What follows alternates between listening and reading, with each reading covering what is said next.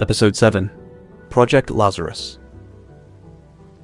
I wait to the smell of incense and old metal. The medical bay is quiet, except for the steady beep of monitors tracking vitals that should probably be flatlining. My body feels like it's been taken apart and reassembled by someone who lost the instruction manual halfway through. Everything hurts, but it's a distant hurt, muffled by drugs and the black chip's chemical interference. The data crystal sits on the table beside me, exactly where the Friar left it. I stare at it for a long moment. That small piece of tech contains answers I've been chasing since I woke up drowning in cryofluid 3 weeks ago. Everything that happened. Everything they did to me. Everything that makes AstroTech willing to pay 10 million credits for my corpse. Part of me doesn't want to know. Ignorance has a certain comfort to it. You can't grieve for memories you don't have. Can't feel betrayed by people you don't remember. Can't hate yourself for failures you can't recall. But that's coward thinking. And whatever else I am, broken asset, failed experiment, ghost that won't stay buried, I'm not a coward. I reach for the crystal. My neural link is still glitching, throwing errors at random intervals, but it's functional enough to interface with the data. I slot the crystal into the port at the base of my skull, next to where the black chip sits like a tumor made of silicon and hunger. The data hits like a neural spike. Not information, experience. The crystal doesn't just contain files and reports. It contains memory captures, neural recordings, the actual lived experiences of people who are mostly dead now. Commander Tanaka's final gift to anyone who came after. Not just the facts, the truth. I see the resistance as it was. Not the scattered cells and desperate survivors I found in Haven, but a real movement. Coordinated strikes across 3 colonies. Thousands of people united by the belief that the corporations had too much power and someone needed to push back. They were winning. Not the war, but battles. Small victories that added up to something that looked like hope. Then I see the purge. AstroTech didn't just crush the resistance, they systematically dismantled it. Every cell, every safe house, every supply line. The operation was too precise to be standard corporate security. Someone had inside information, complete intelligence on the resistance structure, leadership, everything. Someone sold them out. The memory shifts. I'm seeing through Tanaka's eyes now, the neural capture perfect enough that I can feel what she felt. She's in a safe house, reviewing intelligence reports, and she's found something, a pattern in the corporate crackdowns. They're not just hitting resistance targets, they're hitting specific people, analysts, data specialists, anyone who might have been looking into certain classified projects. She digs deeper, finds connections between AstroTech, S Industries, and Fortress Space Tech. 3 corporations that are supposed to be competitors, but seem to be coordinating on something. Find shared black site locations, joint research initiatives, projects with no official designation, but substantial resource allocation. Then she finds Project Lazarus. The memory fractures. Too much data, too many layers. But I catch fragments. Consciousness transfer technology, neural architecture mapping, human experimentation on a scale that would be illegal even by corporate standards, which means it's horrific beyond measure. And at the center of it all, a breakthrough. They figured out how to copy human consciousness. Not just back it up, copy it, duplicate it, create perfect clones that think they're the original right up until someone tells them otherwise. The implications crash through me like a freight train. I see more memories. Research subjects who wake up believing they're the original, only to learn they're copy number 6 or 12 or 50. I see the psychological breakdown that follows. See the suicide rates that would make this project untenable if anyone cared about ethics over results. Then I see myself. Not a memory, a file. Medical records, neural scans, consciousness capture data. The date is 14 years ago, before the Titan mission, before the betrayal, before everything fell apart. Zyl Koban. Asset classification, elite. Neural architecture baseline captured for Project Lazarus redundancy protocols. Primary specimen viability, 97%. Clone generation authorized for insurance purposes. The words sit in my mind like broken glass. Clone generation authorized. I'm not the original. The man who loved Lyra, who trusted Chen, who fought for the resistance. He's dead. Been dead for 13 years, probably longer. They killed him when they put him on ice, or maybe before that. Maybe the betrayal itself was the death, and the cryo chamber was just where they stored the body. I'm what came after. A copy. A backup. Property generated for insurance purposes, activated when someone decided they needed a Zyl Koban-shaped weapon and didn't care if it was the real one. The black chip pulses. Not sympathy, recognition. It's known all along. Been sitting in my skull, feeding off my violence, keeping me alive, and it's known from the beginning that I'm not the original. Just a copy, running on borrowed memories and manufactured purpose. I should feel something. Horror, maybe. Existential despair. The crushing weight of learning you're not real, just a construct designed to serve corporate interests even in death. Instead, I feel rage. Not at being a clone, at what they did to make me one, at the fact that somewhere the original Zyl Koban died believing he'd failed everyone he cared about, died thinking Lyra's death was his fault, died alone in a cryo chamber, mourning people he couldn't save, and they copied his consciousness at the moment of maximum pain to ensure the clone would be properly motivated. That's not science. That's cruelty refined to an art form. The memory continues. Tanaka found all of this. Found Project Lazarus, found the clone programs, found evidence of dozens of corporate executives and political figures who'd been replaced by copies loyal to the conspiracy. She was going to expose it. Release everything to the colonial press, force an investigation that even corporate influence couldn't suppress. Then the purge came.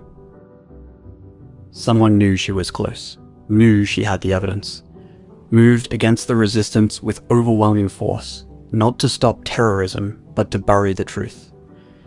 They captured Tanaka, executed her publicly, and spent the next 7 years hunting down anyone who might have seen what she found. They missed one person. The Friar, who took everything Tanaka had, encrypted it, buried it in a forgotten temple 3 levels below civilization, and waited for someone worthy to come asking questions. Someone like a ghost who refused to stay buried. The memory shifts one final time. This is recent. 6 months ago, based on the timestamp. Classified communication between corporate executives. I recognize some of the names. Ven from AstroTech, Karana from Is Industries. Others I don't know, but the titles suggest power beyond simple corporate authority. They're not just business leaders, they're a cabal, a shadow government operating behind the legitimate United Colonial Federation. And 2 years ago, they did something that should have started a civil war. They assassinated the UCF president. The official story was a transport accident, mechanical failure during a routine flight, the president and 6 cabinet members dead in an instant, tragic, unavoidable. The vice president assumed office and everything continued with barely a disruption. But Tanaka found the truth, found evidence of sabotage, of corporate hit teams, of a coordinated strike that eliminated the one political figure standing between the cabal and complete control. The new president, Castellan, I recognize the name from news feeds, is their puppet, installed to rubber stamp whatever the cabal wants, to look the other way while they consolidate power. The colonies think they have a government. What they actually have is corporate theater, democracy as performance art, while the real decisions are made by executives in boardrooms that don't officially exist. And anyone who gets close to learning the truth ends up dead or disappeared or frozen for 13 years while the world moves on. The data stream ends. I'm back in the medical bay, the crystal cooling in my neural port, my mind trying to process what I've just learned. I'm a clone. The president was murdered. The resistance was crushed to bury the truth. And the black chip in my skull is part of Project Lazarus, the consciousness transfer technology that makes all of it possible. I should feel overwhelmed. Should feel like the problems are too big, the enemy's too powerful, the odds too impossible. Instead, I feel clarity.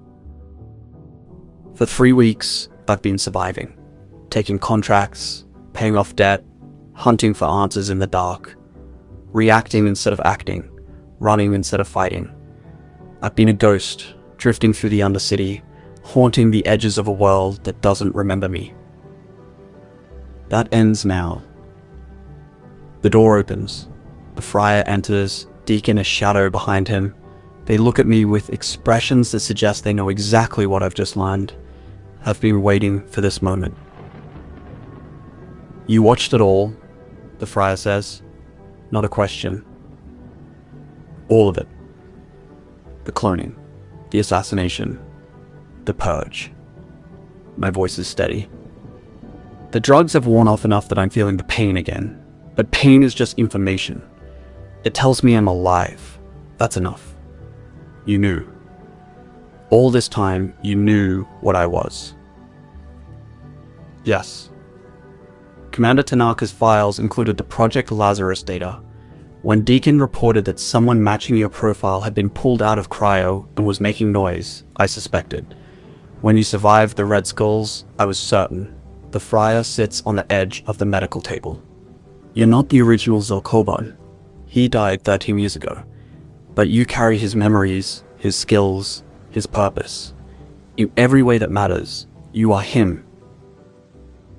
Except on corporate property. A clone generated for insurance purposes. They could have a dozen more of me in storage somewhere, waiting to be activated when convenient. Perhaps, but those copies are on ice. You're awake, you're armed, and now you know the truth. The Friar's eyes are ancient, weighted with secrets. The question is what you do with that knowledge. I look down at my hands. They're scarred, damaged, held together by augments that are barely functional. But they're my hands. This body, clone or not, is mine. These memories, manufactured or not, are mine. This rage, this purpose, this desperate need to make them pay, that's mine too. Tanaka died trying to expose the truth, I say slowly. Died trying to make the colonies see what the corporations really are. That's what got the resistance crushed. That's what got everyone killed. Yes, she believes sunlight was the best disinfectant, that if people knew the truth, they'd rise up, demand justice, force change. The Friar's expression is sad. She was wrong. The colonies don't want truth. They want comfort, safety. The illusion that someone's in charge and everything's under control. Truth is destabilizing. Truth causes chaos. So they buried her and everyone who believed what she believed. But you kept the data, kept the evidence safe. Because eventually, someone would come along who could use it properly. Not to inspire hope, to inspire fear. He pulls out another data crystal, different from the first. This contains everything. Every file Tanaka collected, every piece of evidence. The clone programs, the assassination, the names of everyone in the cabal. It's a weapon. The kind that ends careers and starts wars. You want me to release it? Do what Tanaka couldn't? No. I want you to weaponize it. Use it as leverage. The cabal has operated in shadows for decades. Drag them into the light and they'll burn. But the burning has to be controlled. Strategic. You don't just dump classified data and hope for the best. You use it as a blade. Cut precisely. Make them bleed slowly. Deacon speaks for the first time. We've been planning this for 7 years. waiting for the right tool, the right ghost. Someone with nothing to lose and everything to prove. Someone who's already dead in the eyes of the world, which makes him perfect for what needs doing. Which is, broadcast the truth. Not to everyone, to the right people. Colonial military command, independent press organizations, political rivals of the cabal. Give them the evidence, give them 48 hours to verify it, then release everything publicly. The Friar's voice is cold, professional. This isn't idealism. This is strategy. The cabal will have two choices: surrender themselves for justice, or watch their entire operation exposed while the colonies burn. Either way, they lose. They'll kill anyone involved, hunt down the source, burn through the Undercity until they find who's responsible. Yes, which is why the broadcast has to come from somewhere they can't touch, somewhere public, somewhere they can't suppress without making things worse. I understand. The intergalactic radio service tower, central communications hub for the colonies. If you broadcast from there, every system receives it simultaneously. Can't be suppressed without shutting down all colonial communications. Exactly. But the IRS tower is a fortress. Corporate security, military oversight, hardened against exactly this kind of attack. You need an elite operator with intimate knowledge of corporate systems, someone with nothing to lose and the skills to pull off the impossible. The Friar holds out the data crystal, someone like you. I take it. The crystal is warm, heavy with implications. This is suicide. Even if I get the broadcast out, AstroTech and the rest of the cabal will come for me with everything they have. I won't survive it. No, you won't. But you'll die having done something that matters, having made them pay for what they took from you. The Friar's expression is gentle. Isn't that why you came back? Why you survived when you should have died? Not to live, to make your death mean something. He's right. Somewhere in the 3 weeks since I woke up, I stopped caring about survival. Started caring about purpose. About making sure the people who killed the original Zyl Koban, who murdered Lyra, who crushed the resistance, making sure they pay. Even if it costs everything. There's one more thing, the Friar says. The black chip in your skull. It's not just a parasite. It's not just Project Lazarus technology. It's a key. A key to what? Full consciousness integration. Every person who's carried that chip has left their mark.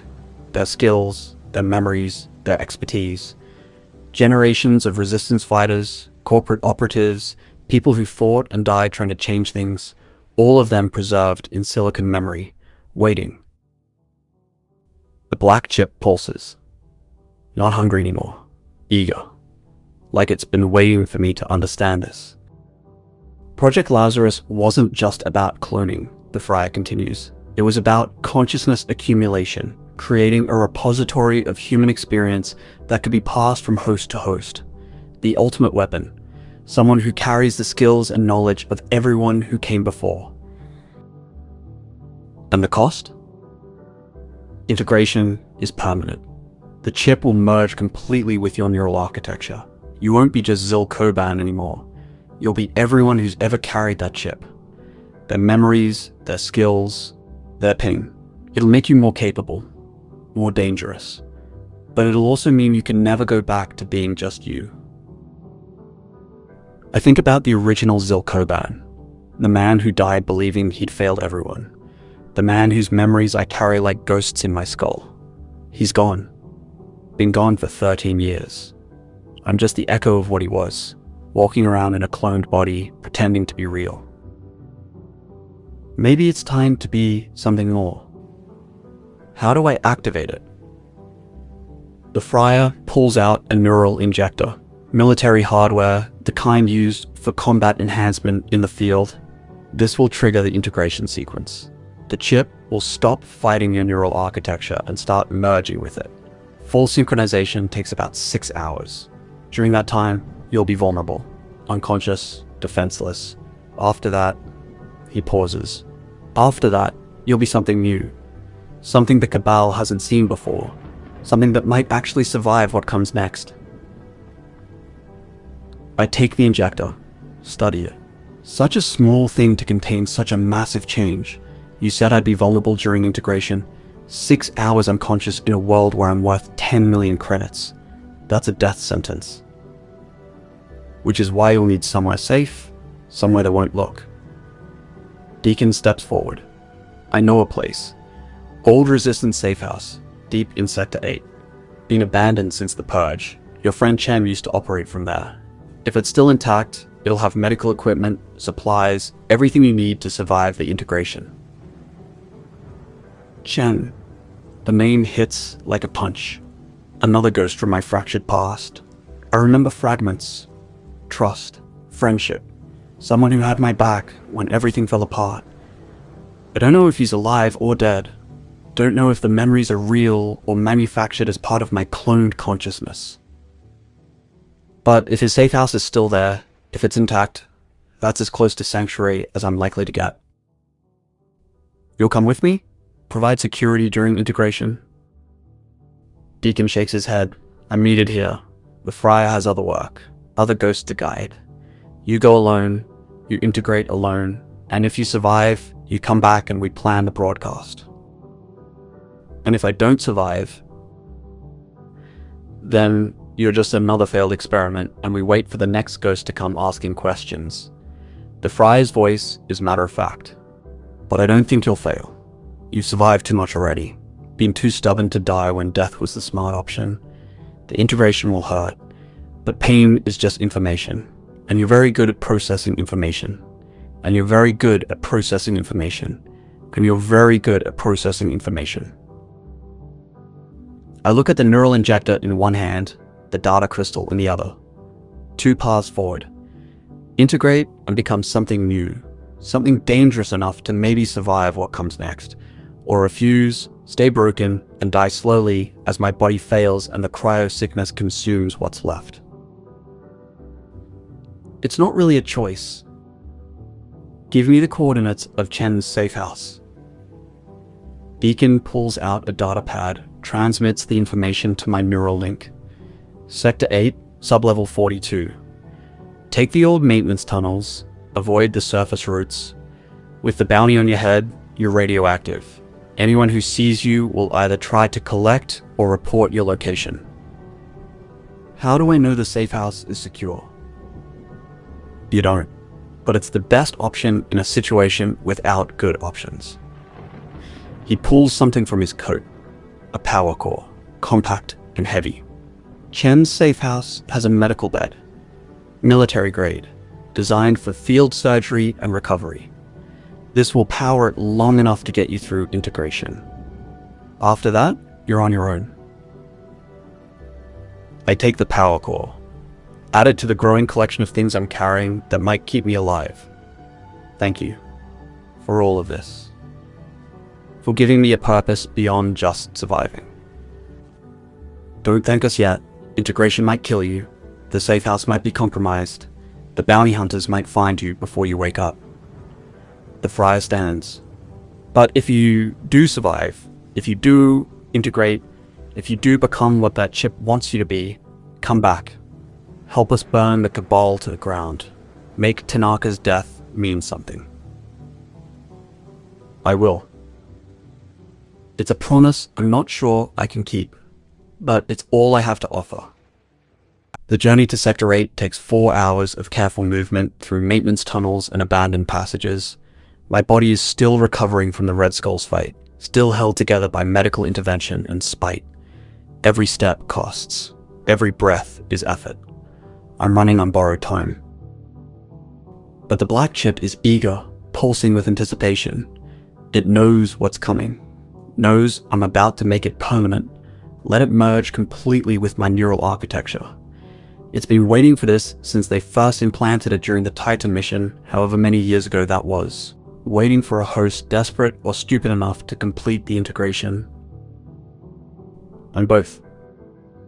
Sector 8 is different from the deep levels. Less abandoned, more transitional. People live here, communities that exist in the grey zone between corporate authority and complete lawlessness. I move through the crowds like a ghost, hood up, face down, just another desperate soul trying to survive in the Amber City. No one looks too closely. In a world where everyone's running from something, anonymity is a survival skill. Chen's safe house is exactly where Deacon said it would be. Sublevel 42, hidden behind a false wall in an old utility station. The entrance is concealed, coded, exactly the kind of paranoid security I'd expect from someone who survived corporate betrayal. I key in the access code Deacon provided. For a moment, nothing happens. Then the wall slides open with a hydraulic hiss that sounds like a sigh. The safe house beyond is dark, powered down, but intact. No signs of forced entry, no evidence of corporate searches, just a space frozen in time, waiting for someone to return who never did. I step inside. The wall closes behind me, seal me in. Emergency lights flicker on, battery power kicking in after years of dormancy. The space is small. Living area, workstation, sealed storage, and in the back corner, a medical bed. Military grade, just like Deacon said. Designed for field surgery and emergency recovery. Designed for exactly what I'm about to do. I move through the safe house slowly, checking for signs that someone's been here. The dust is thick, undisturbed. Personal items sit where Chen left them. Data pads, tools, a jacket hanging on a hook. It's like walking through a museum of someone's abandoned life. On the workstation, I find a holophoto. Chen and someone else, young woman, dark hair, laughing at something outside the frame. The date stamp is 15 years old. Before the betrayal. Before everything fell apart. When people like us still believed in things like happiness and futures. I set the photo down carefully. Add it to the collection of ghosts I'm carrying. The medical bed powers up with a whine when I install the core Deacon gave me. Diagnostic systems run through startup sequences, checking functionality after years of dormancy. Everything reads green. The bed is old but functional. It'll keep me alive during integration. Probably. I set up what defenses I can. The safe house has basic security, motion sensors, door alarms. Nothing sophisticated, but enough to give me warning if someone breaches. It won't stop a determined assault, but it might buy me the 30 seconds I need to wake up and die fighting instead of helpless. Then I prep the neural injector, check the dosage, confirm the integration sequence loaded from the Friar's data. Everything is ready. Everything is as safe as it's going to get. I lie down on the medical bed, let it conform to my body, medical sensors connecting automatically. The bed's AI runs diagnostic scans, and I see my vitals displayed in holographic readouts. They're not good. Cryosickness, neural damage, augment degradation, cumulative trauma from 3 weeks of fighting when I should be in a hospital.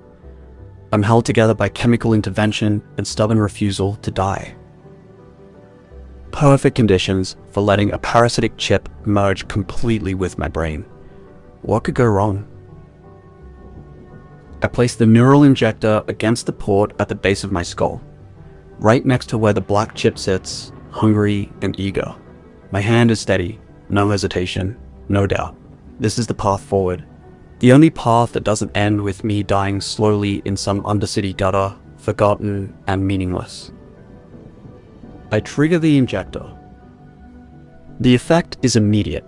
Not pain exactly, more like my entire nervous system suddenly catching fire from the inside. The black chip surges, no longer content to lurk in my neural architecture.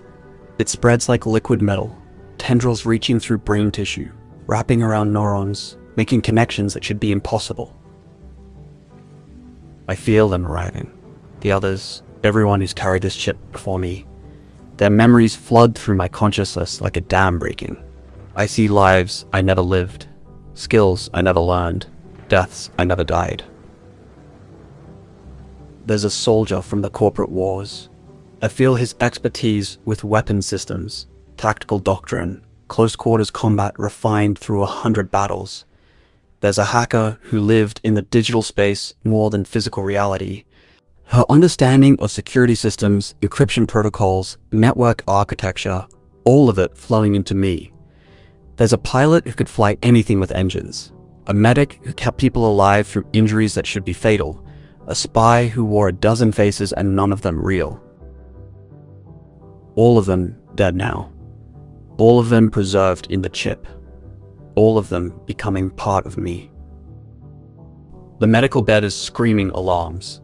My vitals are spiking, blood pressure and heart rate hitting levels that should cause stroke or cardiac arrest. The bed compensates, flooding my system with drugs, trying to keep me alive through what shouldn't be survivable. The integration continues. Deeper, more complete. The chip isn't just copying memories anymore. It's rewriting my neural pathways, optimizing connections, turning my brain into something more than human. I can feel my consciousness expanding, encompassing experiences and expertise that shouldn't fit in one skull. But the chip makes room, compresses, organizes, turns the chaos of multiple lifetimes into something coherent, something functional, something dangerous. Through the pain and the flood of memories, I feel a presence, not the others, something else, something that's been in the chip since the beginning, waiting for the right host, the right moment. It speaks, not in words, but in pure meaning, transmitted directly to my consciousness. Welcome, Zyl Koban. You are the 14th. You are the synthesis. You are what we've been building toward. What are you?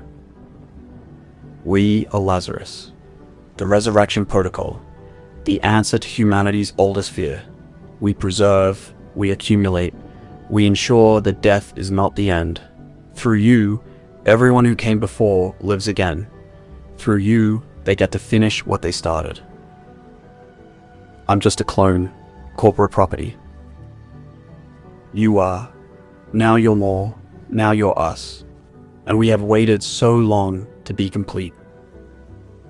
The presence fades, the integration reaches its final stage.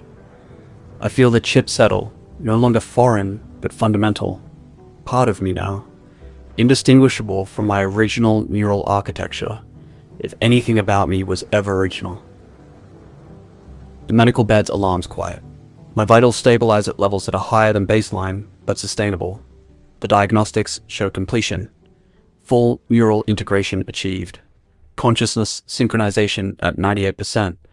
Augment optimization in progress. I let myself slip into unconsciousness. Not sleep exactly. More like my brain needs to reboot. Process everything that just happened. File 13 lifetimes of memory into something I can access without going insane. The darkness is full of voices. Everyone who came before. Everyone who lives in me now. They're not speaking, just existing, waiting for the moment they're needed. I dream. In the dream, I'm with Lyra.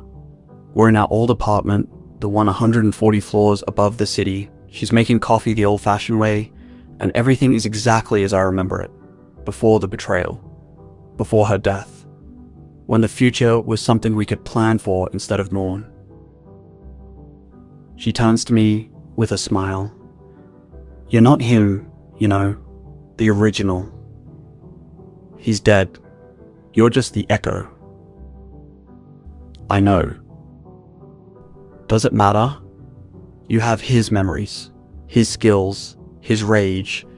In every way that counts, you are him. But I'm not. I'm a copy, corporate property. They made me to serve their interests. They made you. Her smile turned sad. But you chose what you became. That's more than most people get. The original died believing he failed everyone. You get to succeed where he couldn't. You get to make his death mean something. By getting myself killed? By taking on the entire cabal? By being what they fear, a ghost that won't stay buried, a weapon that turned against its makers, a reminder that people aren't property no matter how many times you copy their consciousness. She sets down her coffee cup, walks over to me, takes my face in her hands. Her touch is warm, real, everything I've lost. "Wake up, Zyl. You're not safe. Wake up now." The gentleness in her voice shifts, becomes urgent, afraid. "Wake up. They're coming." Her scream shatters the dream. I wake to alarms screaming. The medical bed is flashing red warnings, motion sensors triggered, multiple contacts, breaching the safe house perimeter. My body moves before conscious thought catches up. 6 hours of integration wasn't enough. The medical bed diagnostic shows me at 50% recovery. Barely functional. Everything hurts. But the chip is fully merged now, feeding me combat data, compensating for my damaged state with borrowed expertise. I roll off the bed, grab the monomolecular blade. My pistol is on the workstation, checked and loaded before I put myself under. I move to it, weapon up, mind cataloging threats through data the chip is pulling from the safe house sensors. 5 contacts, heavily armed, moving with tactical precision. Not corporate security, the gear is wrong, too much improvisation, bounty hunters. The professional kind, the ones who actually earn their reputation instead of dying on it. They're here for the 10 million credits on my head. The safe house has one entrance, one exit, no other way out. Chen designed it as a bolt hole, somewhere to hide and wait for pursuit to pass. Not somewhere to fight from. Certainly not somewhere to survive an assault from 5 professional killers while you're barely half recovered from having a parasitic chip merge with your brain. The tactical situation is simple. I'm trapped, outgunned, outnumbered, operating at half capacity in a space with no defensive advantages. I should be terrified. Instead, I feel calm. The chip is feeding me solutions, tactical options, combat scenarios calculated in microseconds. 13 other people live in my head now, and some of them died fighting in situations just as impossible as this. Their expertise flows through me like muscle memory I never earned. I'm not alone anymore. Haven't been alone since the integration completed. I'm carrying an army of ghosts, and they're all angry. The first bounty hunter breaches the false wall. He's good, moving with professional caution, weapon up, checking angles. Corporate security training, same as I had. Same as the chip recognizes from 3 other previous hosts who carried the same doctrine. I let him come. Let him think the safe house is empty, abandoned, just another dead end in the hunt for the ghost worth 10 million credits. Then I kill him. The monomolecular blade catches him across the throat before he can call a warning. He drops, and I'm already moving, using his body as a shield as the second hunter comes through. She fires, rounds punch into her partner's corpse. I return fire, 2 shots, center mass. Her armor holds, but the impact staggers her. I close distance, blade finding the gap between helmet and body armor, and she's down. 2 dead in 8 seconds. The remaining 3 don't breach. They're smart, recognizing the trap, reassessing the situation. I can hear them on tactical comms, coordinating. They know someone's inside. Know 2 of their team just died. They're adapting. One of them has a heavy weapon. I can hear it charging up, high-pitched whine that means plasma or laser or something equally devastating. They're gonna burn through the wall, bypass the entrance entirely, come at me from multiple angles. I check my ammunition. Half a magazine. Not enough for 3 professional killers with heavy weapons. Not enough for a sustained firefight against people who are probably just as skilled as I used to be. But the chip is feeding me options, showing me solutions. One of the previous hosts was a demolitions expert. I can feel his knowledge, his understanding of structural weak points and blast patterns. The safe house is built into the utility station's foundation, Strong walls, reinforced ceiling, but the floor is just old concrete over empty maintenance space. I grabbed the plasma torch from Chen's equipment locker, military hardware designed for cutting through ship holes. In 10 seconds, I've opened a hole in the floor large enough to drop through. Below is darkness and the smell of stagnant water. Old maintenance tunnels, the same network that runs through the entire Undercity. Not safety, but movement, options, a chance. Above me, the wall explodes inward. The heavy weapon makes short work of Chen's reinforced barriers. I don't wait to see what comes through. I drop into the hole, into darkness, into the tunnels that saved me once before, and might save me again. Behind me, I hear shouting, orders, someone's coming after me. Good. Let them chase the ghost through the dark. Let them think they're hunting me. They'll learn the truth soon enough. I'm not prey anymore. I'm not broken. I'm not even really Zyl Koban. Not the way I was. I'm something new. Something they've never faced before. Something that carries the expertise of 13 dead people who all died fighting the same enemies. The bounty hunters have made a mistake. They thought they were hunting a desperate fugitive, barely recovered, worth 10 million credits, dead or alive. What they're actually hunting is a weapon that just learned how to be 14 people at once. And all 14 of us are very, very angry. The tunnel ahead splits into multiple passages. I choose one at random, moving fast, letting the chip guide me through darkness with borrowed spatial awareness. Behind me, the suit is organizing. They're coordinating, using the heavy weapons to clear passages, trying to flush me into a kill zone. They're thinking like corporate security, like people who've trained in tactics and doctrine and established protocols. I'm thinking like someone who's died 13 times and learned from every mistake. The passage narrows. I hear the bounty hunters behind me, closing distance. They think they're hurting me, controlling the engagement. They're wrong. I stop moving. Let them come. In the darkness, I can hear their breathing, their careful footsteps, the quiet hum of their equipment. They're being cautious, professional, everything they should be. It won't save them. The black chip pulses in my skull. Not hungry anymore, not satisfied, just ready. We're ready. All 14 of us merged into one mind, one purpose, one deadly synthesis. They want the ghost? They can have him. End of episode 7.